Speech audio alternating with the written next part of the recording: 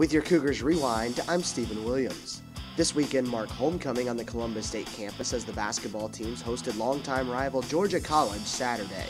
The Lady Cougars were looking for their fourth straight win overall and seventh in the last 8 games as they took on the Bobcats. Georgia College took an early 6-2 lead, but CSU turned up the defensive pressure and put together a 22-2 run to blow the game open at 24-8. The Lady Cougars held the Bobcats without a field goal for over 9 minutes. CSU stretched its lead to 19 at halftime, leading 37-18 going into the locker room. The lead swelled to 22 in the opening minutes of the second half, but Georgia College scored 16 unanswered points to cut the lead to just 6 with 11 minutes to go. With the lead down to 6 again with 8 minutes to play, the Lady Cougars went on a 10-0 run to put the game away, leading to a 70-60 CSU win. The win clinches a spot for CSU in the Peach Belt Conference Tournament for a record 22nd straight season. We made everything we shot in the first half to make us get comfortable, and that's what you fear as a coach, that you get comfortable and complacent. And then Georgia College, give them credit, they just came out pressured and got in us, and it made us play uncomfortable, and now our shots were a little more hurried and under pressure, and we didn't shoot it as well, especially finishing in the paint. We didn't finish shots in the paint in the second half.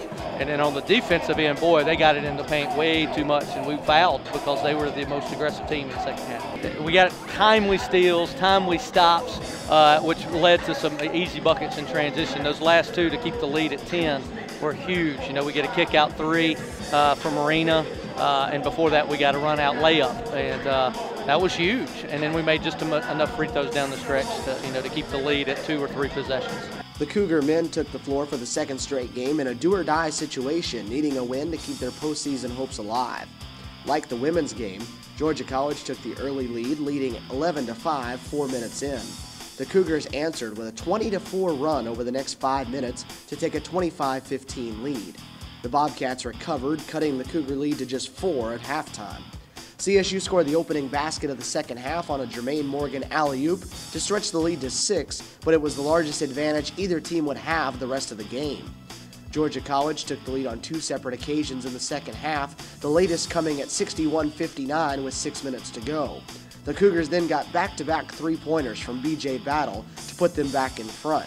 With under 30 seconds to go and CSU leading by just 1, Jermaine Morgan knocked down a short jump shot to put the Cougars up by 3. The Bobcats had 2 looks to tie the game on the final possession, but both rattled out and Columbus State won 72-69, keeping the Cougars' chances of making the PBC tournament alive. We've been on life support these last 4 games. We've won 2 in a row. Just got to keep fighting.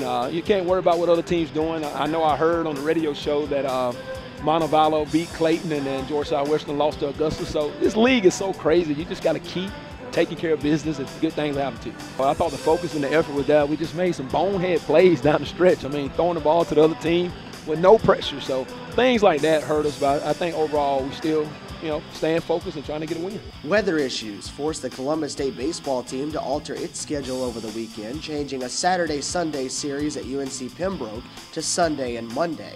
The Cougars played a single game Sunday against the 17th-ranked Braves.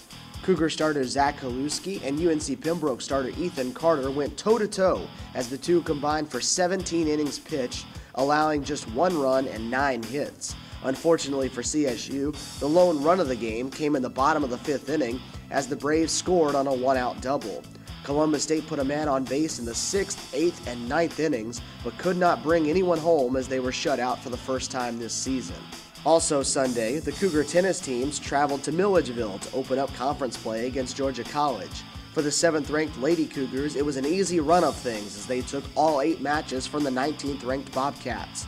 The CSU women are now 3-0 overall and still have yet to lose a match in any of its 3 matches this season.